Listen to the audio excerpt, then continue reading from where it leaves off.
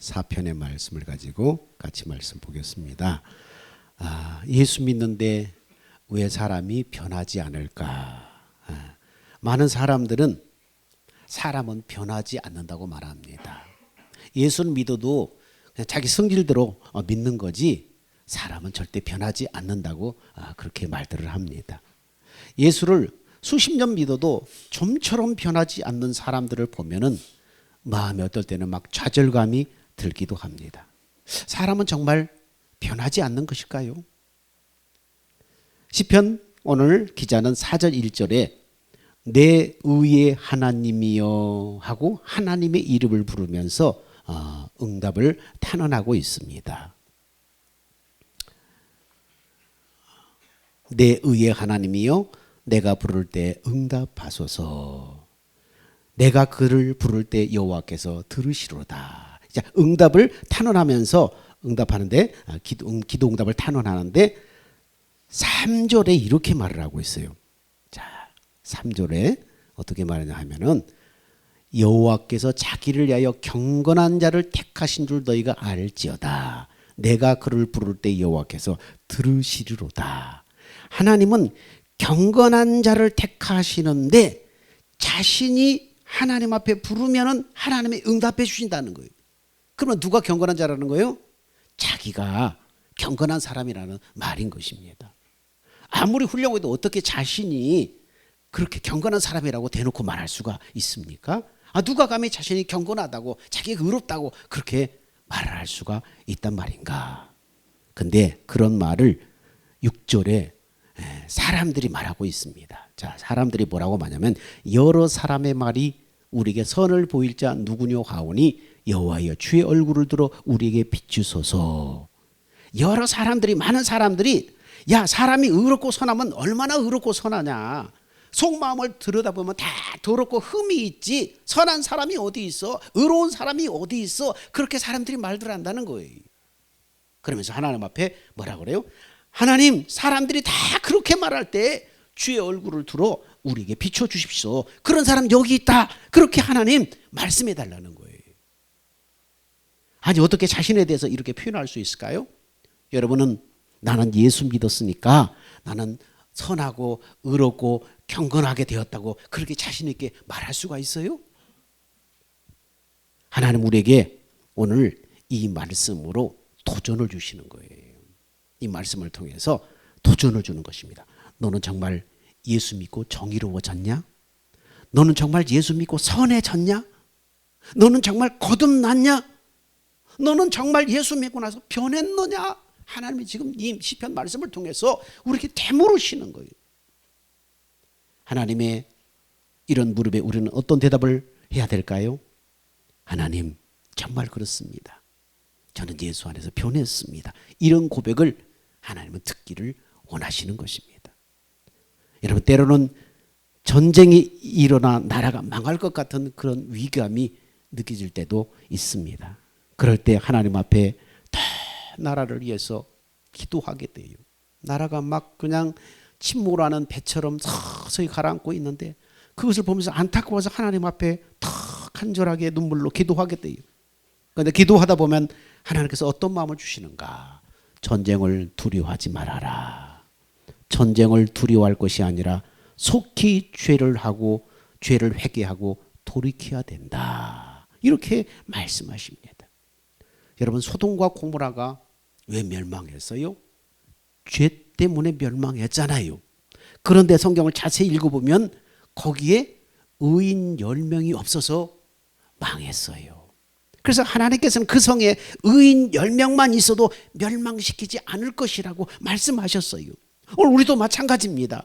우리만이라도 예수 믿는 사람 거듭난 자의 삶을 산다면 하나님이 우리 때문이라도 이 나라를 지켜줄 것이 아닌가. 지금 필요한 것은 교회와 예수 믿는 사람들이 거룩해지는 거예요. 하나님은 우리가 그렇지 못한 것을 회개해야 된다고 계속 깨우쳐주는 것입니다. 지금 우리 문제는 예수 믿고도 온전히 변화된 삶을 살고 있지 못하다는 거예요. 지금 우리 사회는 죄와 악이 너무나 심각해져 있습니다. 시편 기자도 사방이 죄를 좋아하고 거짓을 말하는 사람들로 둘러싸여 있다고 시편 기자도 4절 2절에 말씀하고 있는 것입니다. 자, 인생들아 어느 때까지 나의 영광을 바꾸어 욕되게 하며 헛된 일을 좋아하고 거짓을 구하려는가. 이 시편 기자 주변 사람들이 둘러봐도 사방을 둘러봐도 다들 죄를 좋아하고 거짓을 말하는 사람들로 둘러싸여 있다는 거예요. 여러분 우리나라가 세계의 주목을 받고 있는 나라지요. 그럴 만한 것이 2차 대전 이후에 세계에서 두 번째로 가난한 나라, 원조 없이는 살 수 없는 그런 나라였는데 지금 우리나라는 어떻습니까? 다른 나라에 원조를 주는 나라로 바뀌었어요. 사람들은 이 대한민국을 기적이라고 말해요. 이것은 하나님이 하신 일이라고 다들 믿는 사람은 그렇게 고백합니다. 우리나라가 기적과 같은 번영을 이룬 배경에는 세계 선교 역사상 유례를 찾아볼 수 없는 기독교 부흥이 있었습니다. 짧게 보면 하나님께서는 이렇게 섭리하신 것은 공산주의 세력을 막기 위한 하나님의 섭리가 있기도 했고, 두 번째는 또 선교 완성을 위해서 하나님께서 우리나라를 택하신 그런 이유도 있습니다. 우리나라가 이제 예수 믿은 지 복음을 받아들인 125년밖에 안 난 나라인데 지금 세계 선교 2위 국가가 됐다는 것입니다. 그런데 이와 함께 심각한 문제도 함께 있다는 사실을 여러분 알아야 돼요. 경제적인 번영을 이루고 세계 선교의 2위 국가의 그런 강대한 나라가 되었는데, 그래서 하나님 앞에 쓰임받을 수 있는 다 준비가 됐는데, 그런데 이와 함께 심각한 문제도 이 나라에 있다는 사실을 알아야 돼요. 우리나라가 경제적으로 세계에 놀랄만한 기적을 이루었지만 다른 한표를 어떻습니까? 이 나라가 세계 1위예요. 어떤 것이 세계 1위입니까? 음란 사이트 접속률 세계 1위예요. 대한민국이. 세계 1등이라니까요. 청소년 음주 흡연이 세계 1위예요. 이혼율이 세계 1위예요. 자살률이 세계 1위예요. 낙태율이 세계 1위예요. 교통사고 발생률이 세계 1위예요. 성형수술률도 세계 1위예요. 육신의 정욕, 안목의 정욕, 이생의 자랑, 무거운 짐과 얽매이기 쉬운 죄 가운데 이 나라가 심각하게 빠져 있는 것이 이 나라의 현실이라는 거예요. 그런지 이 나라를 하나님이 어떻게 해야 되겠어요? 하나님이 어떻게 해야 되겠어요? 회개하라, 돌아서라, 돌아와라, 돌아와라. 하나님께서 우리 민족을 마지막 때 선교를 위해서 쓰시려고 지금껏 복을 주시고 이 나라를 부흥시키셨는데, 이대로는 하나님께서 복음 증거하는 나라로 이 나라를 쓸 수가 없는 거예요. 너무나 부패하고 타락해서 쓸 수가 없는 거예요. 더 심각한 문제는 뭡니까? 예수 안 믿는 사람들만 이런 문제에 빠져 있는 것이 아니라는 거예요. 세상 사람들은 모이면 싸웁니다. 그러면 예수 믿는 사람들은 모이면 안 싸웁니까? 교회 안에서 얼마나 세력 다툼과 싸움이 일어나고 지면에 신문 지면 방송 매스컴에 오르내립니까? 세상의 모든 죄의 뿌리는 욕심에서 나옵니다. 그러면 예수 믿는 사람들은 욕심이 없습니까? 세상은 정말 거짓이 만연하고 믿을 사람이 없어요. 그런데 예수 믿는 우리에겐 거짓이 없는가? 거짓이 없는가? 너무나 변명하고 둘러대고 거짓말하는 것이 일상이 된 그런 사람들을 보면서 막 절망을 느껴요. 어떻게 저럴 수가 있을까? 세상의 음란이 도를 넘어 심각한데 예수 믿는 그리스도인은 더 이상 음란을 즐기지 않는가? 우리는 이 문제 앞에, 이 질문 앞에 자신에게 대답할 수 없다는 거예요. 여러분, 이제 하나님께서 왜 전쟁을 두려워할 것이 아니라, 이 나라 망하는 것을 두려워할 것이 아니라 우리 속에 해결되지 않는 은밀한 죄 문제를 해결하라고 하시는지 여러분 아시겠습니까?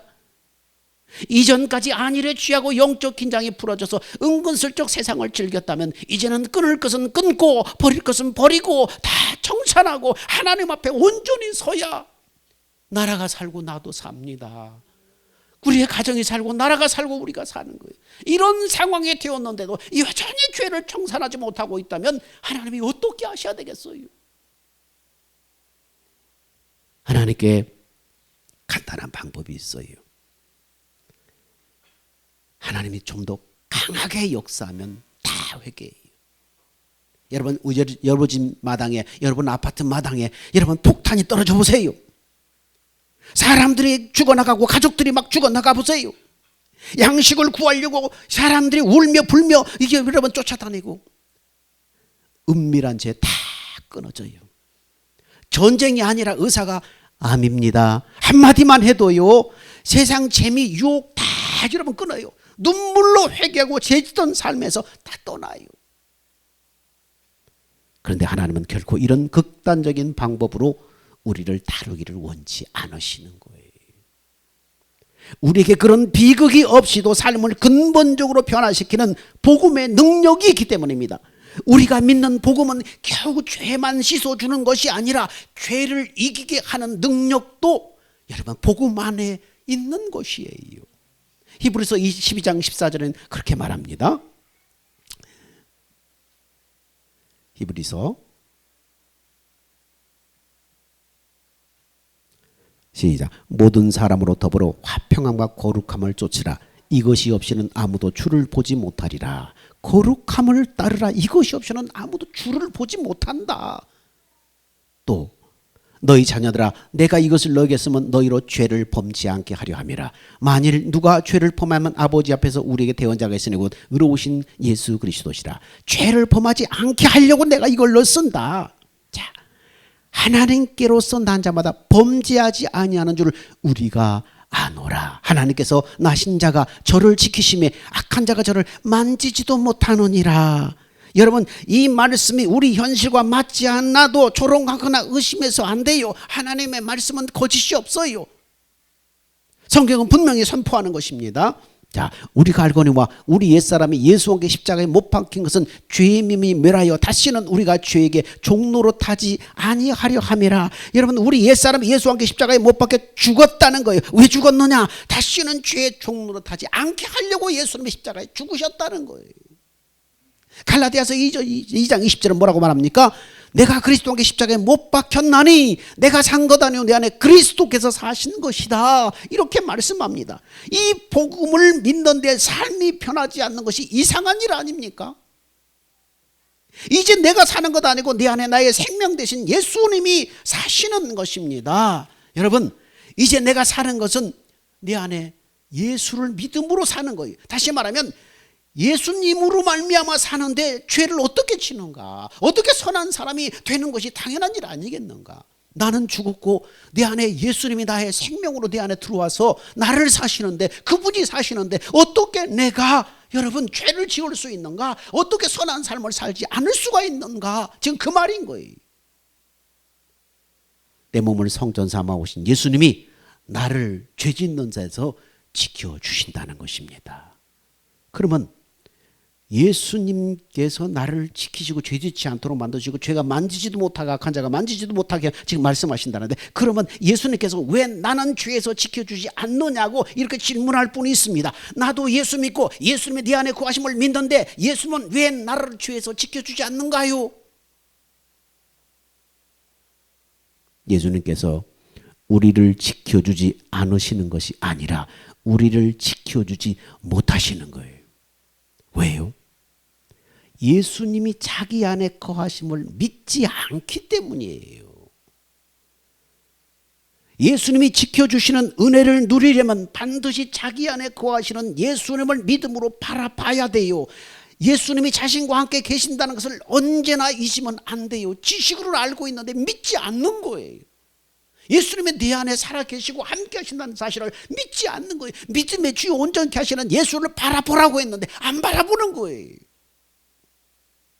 사도 요한은 우리가 회개하면 죄에서 사함을 받고 모든 불의에서 깨끗함을 받는다고 말씀하고 있습니다. 자,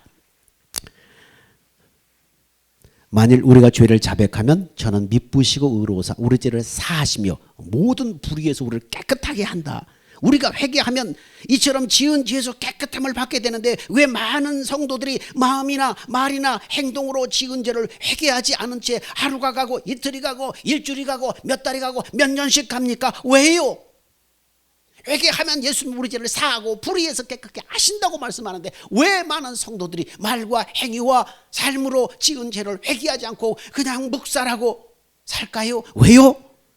예수님이 함께 계심을 믿지 않는 거예요. 예수님이 나와 살아계신 예수님이 지금 내 안에 함께 계심을 믿지 않는 거예요.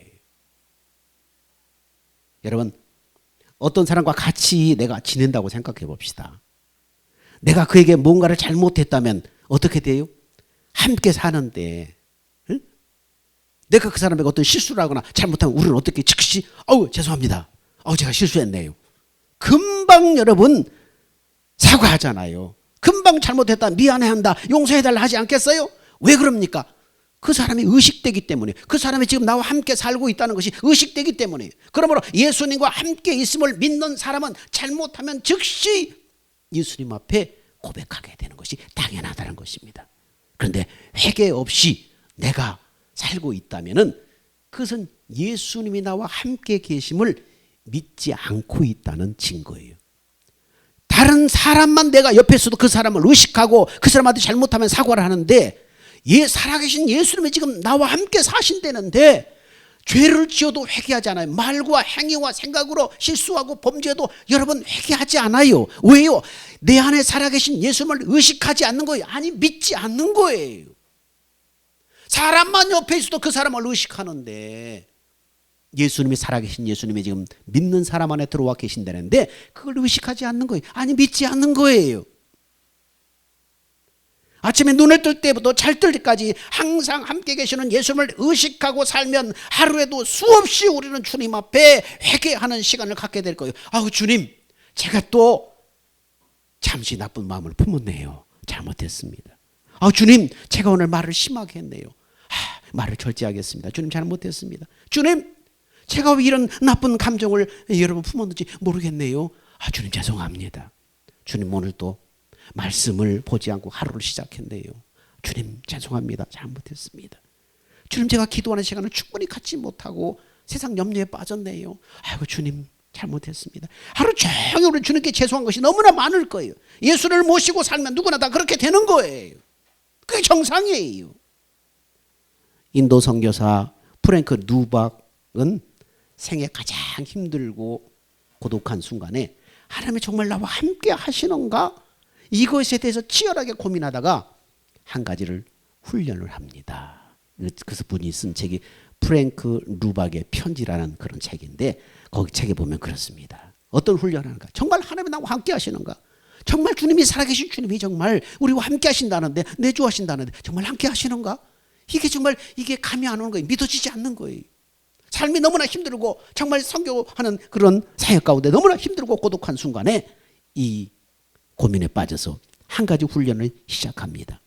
하루 매분 매초마다 마음의 주파수를 주님께 맞추는 훈련을 했어요. 주님을 의식하는 거예요. 주님을 의식하면서 항상 여러분 옆에 같이 동행하는 사람이 있는 것처럼 옆에 동행해요. 우리 변총무님이 초창기에 이제 은혜받고 산도교에 나올 때 늘 예수님이 옆에 있는 것처럼 그렇게 의식하면서 그렇게 살았어요. 그렇게 행동도 하고. 그래서 차를 마시면서 주님, 차 마셔요. 주님. 그러면서 항상 주님 옆에 주님 앉혀놓고 얘기하는 것처럼 그렇게 했어요.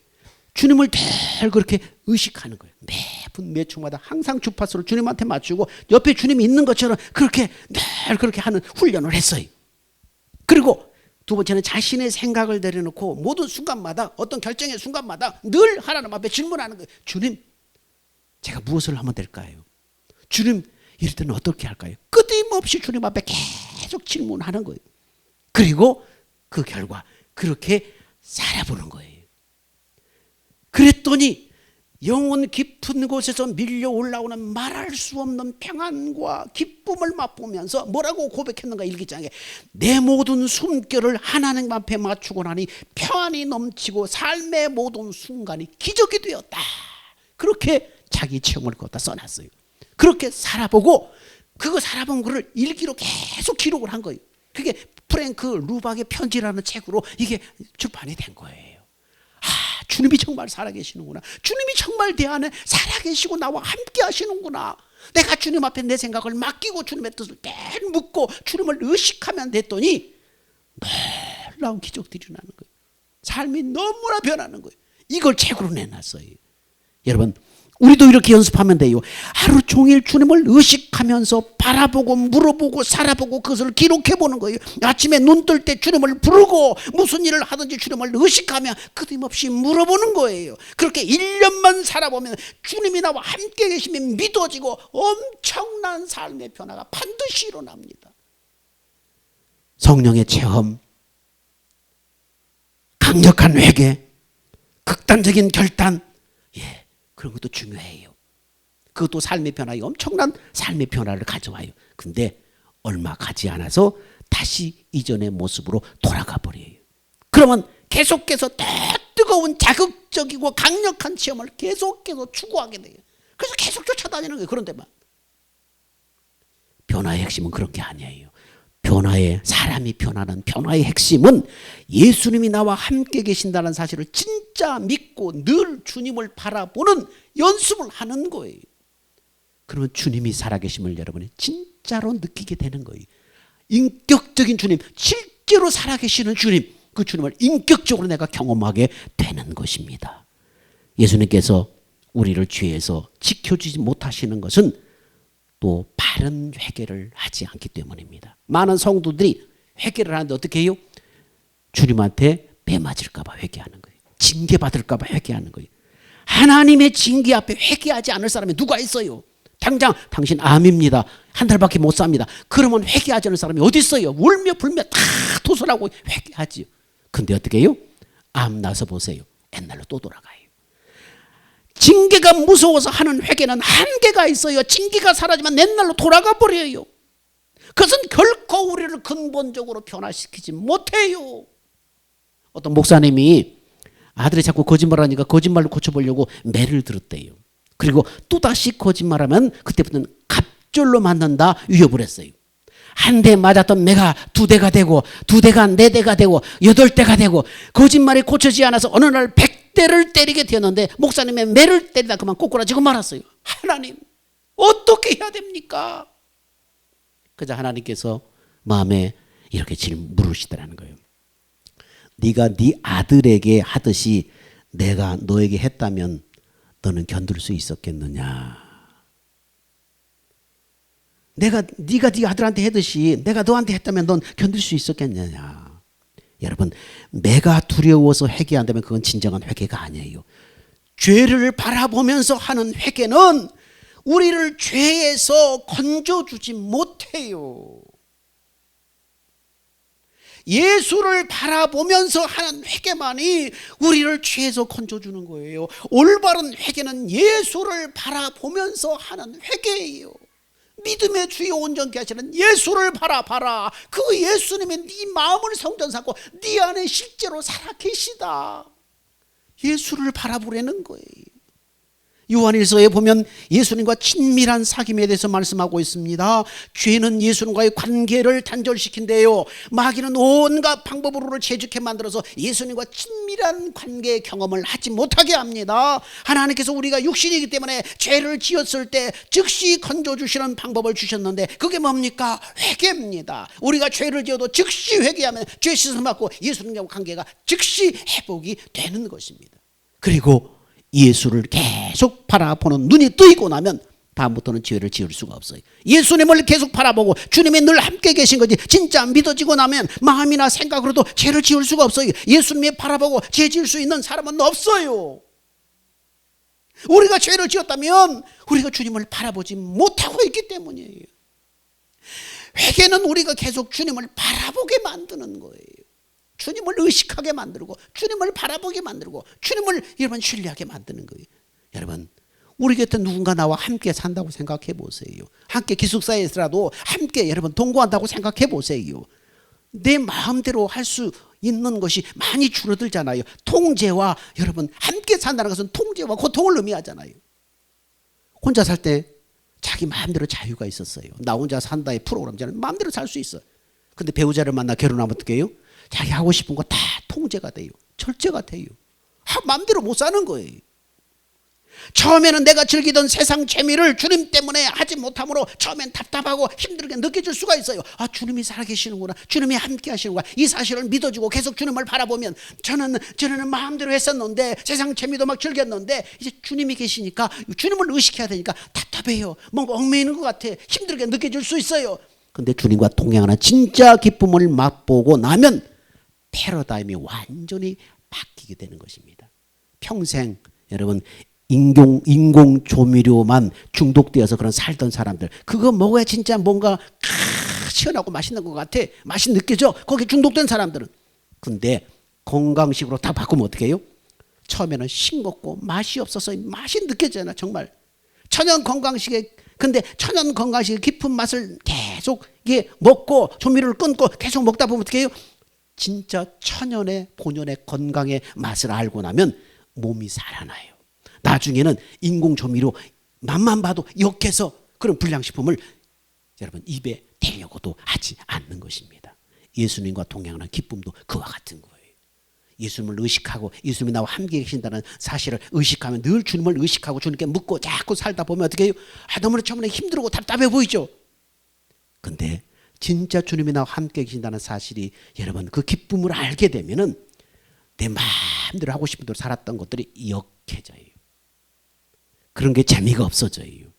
그래서 시편 4장 7절에서 뭐라고 말하는 거예요? 그래서 시작. 주께서 내 마음에 두신 기쁨은 저희의 곡식과 새 포도주에 풍성할 때보다 더하니이다. 주님과 동행하는 기쁨을 한번 맛보게 되면 세상의 어떤 막 부유와 맛있는 그런 것들 때보다 더 기쁘다는 거예요. 더 기쁘다는 거예요.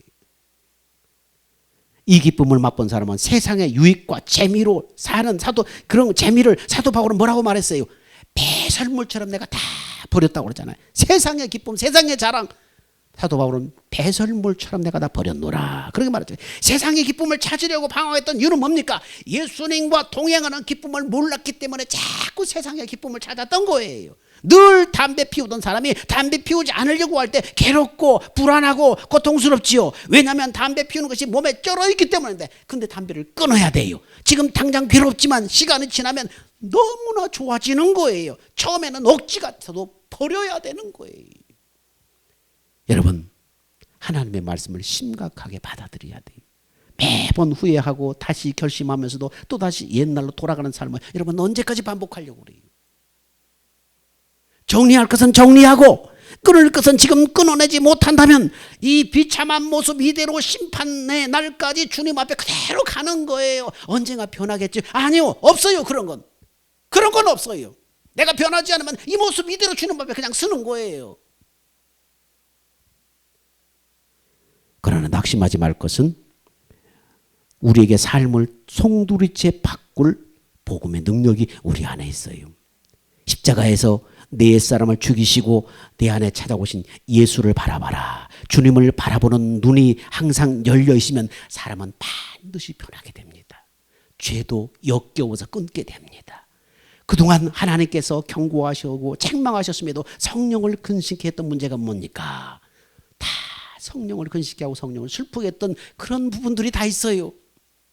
이제는 예수 그리스도의 능력으로 해결해야 됩니다. 끊어야 됩니다. 하나님 앞에 내게 주님의 은혜로 내가 이렇게 변화되었습니다. 경건한 사람이 되었습니다.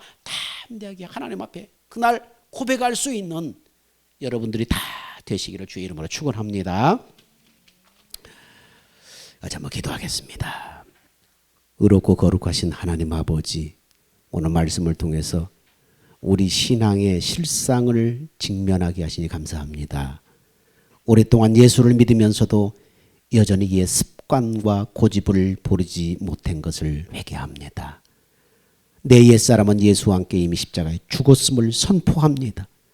이제는 눈뜰 때부터 잠들 때까지 매 순간 주님께 마음의 주파수를 맞추고 살아가게 하옵소서. 깨든지 자든지 나와 함께 하시는 주님을 바라봄으로 죄를 이기는 거룩한 삶의 능력을 경험하게 하여 주옵소서. 그래서 주님 앞에 사는 날 은혜로 참되게 변화되었음을 고백하는 우리 사는 산돌교회 모든 성도들 되게 하여 주옵소서. 우리를 날마다 새롭게 하시는 예수 그리스도 이름으로 기도합니다. 아멘. 다 같이 기립합시다. 주님 다시 오실 때까지.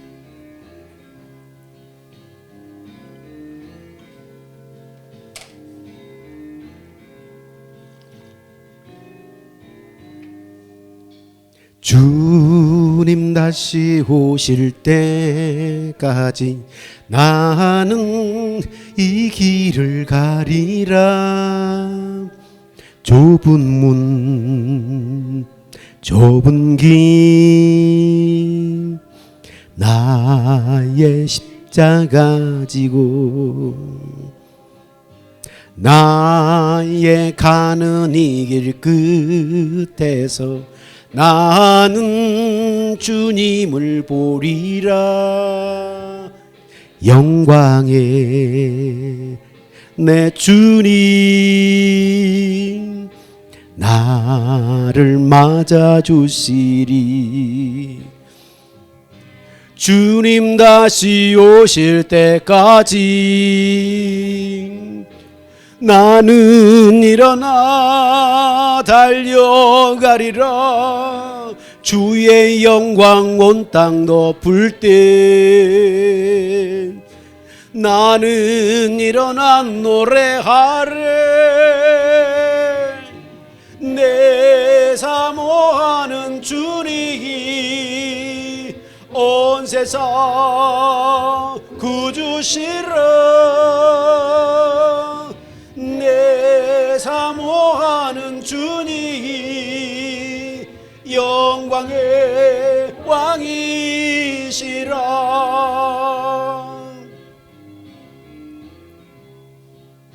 주님 다시 오실 때까지 나는 이 길을 가리라. 좁은 문 좁은 길 나의 십자가 지고 나의 가는 이 길 끝에서 나는 주님을 보리라. 영광의 내 주님 나를 맞아주시리. 주님 다시 오실 때까지 나는 일어나 달려가리라. 주의 영광 온 땅 덮을 때 나는 일어나 노래하래. 내 사모하는 주님이 온 세상 구주시라. 내 사모하는 주님이 영광의 왕이시라. 내 사모하는 주님이 온 세상 구주시라. 내 사모하는 주님이 영광의 왕이시라. 이제는 우리 주 예수 그리스도의 은혜와 하나님 아버지의 사랑하심과 성령의 내주하시고 교제하시고 교통하심이 내가 주님의 은혜로 참되게 변화받기 위하여 세상 속에 오직 주님만 바라보며 살아가기로 결단하는 산돌교회 모든 성도들 머리 위에와 그들의 가정과 일터 위에 이제로부터 영원 무궁토록 함께 있을지어다. 아멘.